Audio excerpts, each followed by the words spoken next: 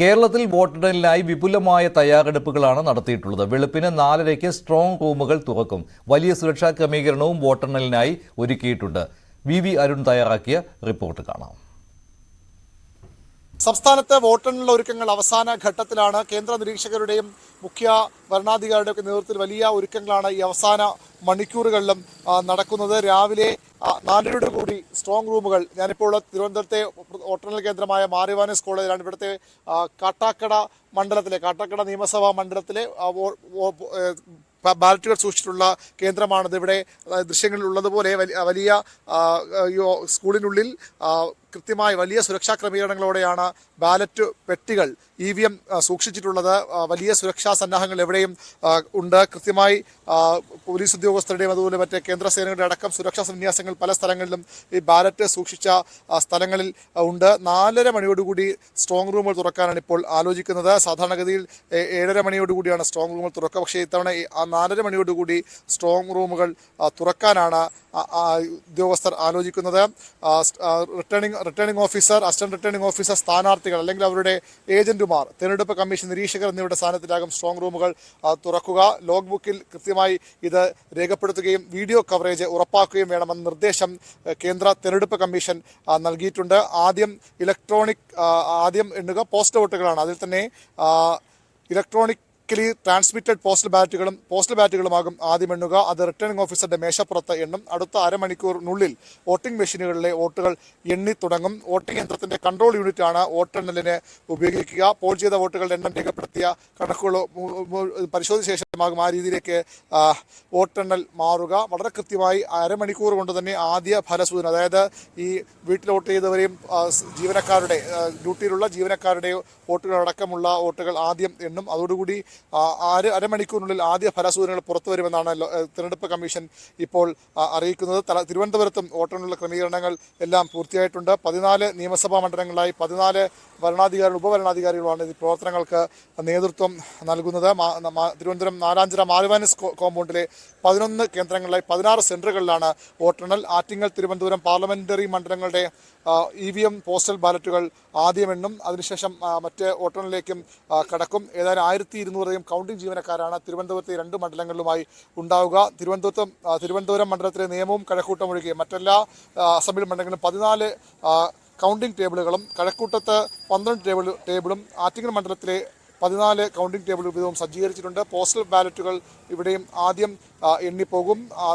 ആറ്റിങ്ങൽ മണ്ഡലത്തിലെ 38ഉം തിരുവനന്തപുരത്തിന് 34 ടേബിളുകളാണ് ഇതിന് ക്രമീകരിച്ചിരിക്കുന്നത്. ഏതായാലും തെരഞ്ഞെടുപ്പ് കമ്മീഷൻ നിരീക്ഷകരുടെ പരിശോധന അവസാനവട്ടവും നടക്കുന്ന ദൃശ്യങ്ങളാണ് നമ്മൾ കാണുന്നത്. അതിശക്തമായ സുരക്ഷാ ക്രമീകരണങ്ങളാണ് എല്ലായിടത്തും ഏർപ്പെടുത്തിയിട്ടുള്ളത്. നാളെ 8 മണിക്ക് തന്നെ, കൃത്യം 8 മണിക്ക് തന്നെ വോട്ടെണ്ണൽ ആരംഭിക്കും. ആ രീതിയിലുള്ള ക്രമീകരണങ്ങളാണ് ഇപ്പോൾ ഒരുക്കിയിട്ടുള്ളത്. രാവിലെ തന്നെ സ്ട്രോങ് റൂമിൽ തുറന്ന ശേഷം വോട്ടെണ്ണലിലേക്ക് കടക്കും. എല്ലാ മണ്ഡലങ്ങളിൽ നിന്നും വ്യത്യസ്തമായി ചില പ്രത്യേക ക്രമീകരണങ്ങൾ ഏർപ്പെടുത്തിയിട്ടുണ്ട്. വടകരയിൽ പ്രചാരണ സമയത്തുണ്ടായ വീറും വാശിയും തെരഞ്ഞെടുപ്പ് ഫലപ്രഖ്യാപനത്തിന് ശേഷം കൈവിട്ടു പോകാതിരിക്കാനുള്ള മുൻകരുതലുകളാണ് ഇപ്പോൾ എടുത്തിരിക്കുന്നത്. കൂടുതൽ സേനയെ വിന്യസിക്കാനായിട്ട് ധാരണയായിട്ടുണ്ട്. ഇക്കാര്യം ജില്ലാ കളക്ടർ അറിയിച്ചു. അതുപോലെ തന്നെ വിജയാഹ്ലാദം നടത്തുന്നതിലും നിയന്ത്രണമുണ്ട്. രാത്രി 7 മണിക്ക് ശേഷം ഇത്തരത്തിലുള്ള പ്രകടനങ്ങൾ അനുവദിക്കുകയില്ല. വാഹന ജാഥ നടത്തുന്നതിനും ചില നിയന്ത്രണങ്ങൾ ഏർപ്പെടുത്തിയിട്ടുണ്ട്. അദ്ദേഹത്തിന്റെ വാക്കുകളിലേക്ക്. പിന്നെ നമുക്ക് we have sufficient police protection, police force deployment എല്ലാ സ്ഥലത്തും. GDT മാത്രമല്ല, വടകരവും കോഴിക്കോടും റിക്വയർമെന്റ് ബേസിസിൽ എല്ലാ സ്ഥലത്തും നമുക്ക് സഫീഷ്യന്റ് ഫോഴ്സ് ഡിപ്ലോയ്മെന്റ് ഉണ്ട്. In case of any issues immediate ആയിട്ട് നമുക്ക് അഡ്രസ് ചെയ്യാൻ പറ്റും. അത് ഒരു ലിമിറ്റഡ് ഏരിയ ആണ്. കാരണം അത് ഒരു സ്കൂൾ സെൻട്രൽ ഫോൺസ ഉണ്ട്, അതിൽ ആ ലിമിറ്റഡ് വിസിനിറ്റിയിലെ. അതെ, കാരണം അതിൽ we are not expecting to much movement outside the counting centre. 144 in the evening till tomorrow evening. In 6 p.m. till tomorrow's night, most likely tomorrow night. കുറച്ച് സെൻസിറ്റീവ് ഏരിയാസ് ഉണ്ട്, അതിൽ deployment നമുക്ക് ഇൻക്രീസ് ആവും. But 144 we are not declaring. ഇതിൽ general consensus ആണ് നമുക്ക് കാൻഡിഡേറ്റ്സിന്റെ celebration നമുക്ക് നാളെ കൗണ്ടിംഗ് ആയിട്ട് 7 PM നമുക്ക് സ്റ്റോപ്പ് ചെയ്യാം. പിന്നെ ലോക്കൽ ലെവലിൽ SHO ലെവലിൽ ഡിസ്കഷനിൽ അത് പറഞ്ഞു ഈ ഏരിയയിൽ നമുക്ക് യൂസ് ചെയ്യാം, ആ ഏരിയ ഏത് പാർട്ടിയിലെ യൂസ് ചെയ്യാം. അതിങ്ങനെ ഒരു ഡിസ്കഷൻസിൽ ഓൾറെഡി ചെയ്തിട്ടുണ്ട്.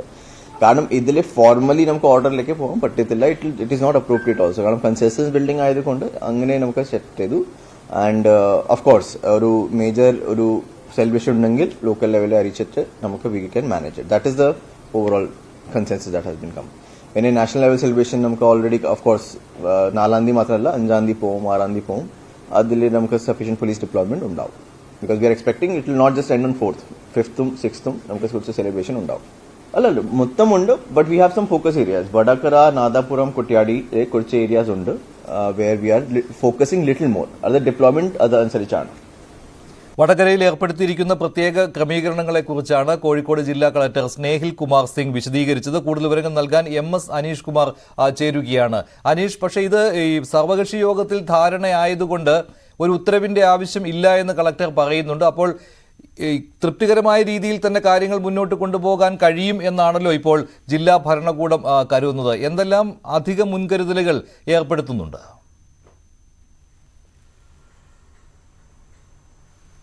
തീർച്ചയായും നേരത്തെ നമുക്ക് അറിയാം, ഈ തെരഞ്ഞെടുപ്പിന്റെ കൊട്ടിക്കലാശ ദിനത്തിലും സമാനമായ ചില കാര്യങ്ങൾ ഏർപ്പെടുത്തിയിരുന്നു. വടകര പട്ടണത്തിലടക്കമുള്ള ഇടങ്ങളിൽ ഒരു തരത്തിലുമുള്ള കൊട്ടിക്കലാശത്തിന് അനുമതി ഉണ്ടായിരുന്നില്ല.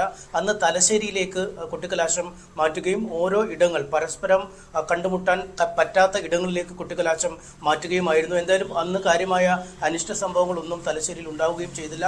എന്തായാലും ആ രീതിയിൽ തന്നെ രാഷ്ട്രീയ പാർട്ടികളുമായി ഒരു സമവായത്തിൽ എത്തിയെന്നാണ് ജില്ലാ ഭരണകൂടം വ്യക്തമാക്കുന്നത്. കഴിഞ്ഞ ഏതാനും ദിവസങ്ങളായി ജില്ലാ ഭരണകൂടവും ഒപ്പം പോലീസും റൂറൽ പോലീസും സിറ്റി പോലീസും ഒക്കെ തലപുകഞ്ഞുള്ള ആലോചനകളും ചർച്ചകളും ഒക്കെ നടത്തി വരികയായിരുന്നു. DGP അടക്കം നേരിട്ടെത്തി കാര്യങ്ങൾ ചർച്ച ചെയ്തൊരു തീരുമാനത്തിലെത്തുകയും ചെയ്തു. എന്തായാലും അത്തരമൊരു സമവായത്തിന്റെ അടിസ്ഥാനത്തിലാണ് 7 മണി കൊണ്ട് ആഹ്ലാദ പ്രകടനങ്ങൾ, ആര് ജയിച്ചാലും ആഹ്ലാദ പ്രകടനങ്ങൾ, ഈ സ്ഥാനാർത്ഥി പങ്കെടുത്തുകൊണ്ടുള്ള ആഹ്ലാദ പ്രകടനങ്ങൾ 7 മണി കൊണ്ട് അവസാനിപ്പിക്കാൻ ഇപ്പോൾ ധാരണയായിരിക്കുന്നത്. ഒപ്പം ഈ വിജയത്തിന് ശേഷം സ്ഥാനാർത്ഥി ഒഴികെ മറ്റാർക്കും ഈ വാഹനവും വ്യൂഹവുമായി ഒരു ജാഥ, പ്രചരണ ജാഥകൾ അല്ലെങ്കിൽ ആഹ്ലാദ ജാഥകൾ നടത്താനുള്ള അനുമതി നിലവിലുള്ള. ഒപ്പം ദേശീയ പാർട്ടികൾ അടുത്ത ദിവസം 5-ാം തീയതിയും 6-ാം തീയതിയും ഒക്കെയായി ആഹ്ലാദ പരിപാടികൾ നടത്താമെന്നാണ് ഇപ്പോൾ സമവായം എത്തിയിരിക്കുന്നത്. പക്ഷേ അത്തരത്തിൽ സാധ്യമല്ല എന്ന് നമുക്കറിയാം. രാജ്യമൊട്ടാകെ തെരഞ്ഞെടുപ്പിൽ വിജയിക്കുമ്പോൾ അതിൻ്റെ സ്വാഭാവികമായ പ്രതിഫലനം വടകരയിലും ഉണ്ടാവും. അത്തരം രീതിയിലുള്ള കാര്യങ്ങളുണ്ടാവും. പക്ഷേ എന്തെങ്കിലും ഒരു അനിഷ്ട സംഭവങ്ങൾ ഉണ്ടായാൽ